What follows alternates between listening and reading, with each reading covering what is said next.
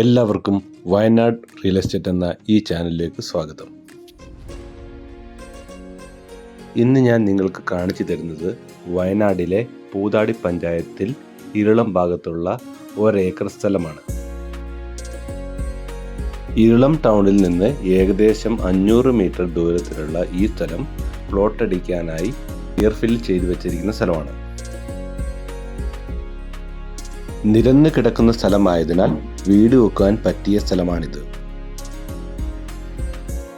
ഈ സ്ഥലത്തിന് ചോദിക്കുന്ന വില 28,000 രൂപ സെന്റിന്. ഇതുപോലെയുള്ള കൂടുതൽ വീഡിയോകൾ കാണുവാനായി വയനാട് റിയൽ എസ്റ്റേറ്റ് എന്ന ഈ ചാനൽ സബ്സ്ക്രൈബ് ചെയ്യുക.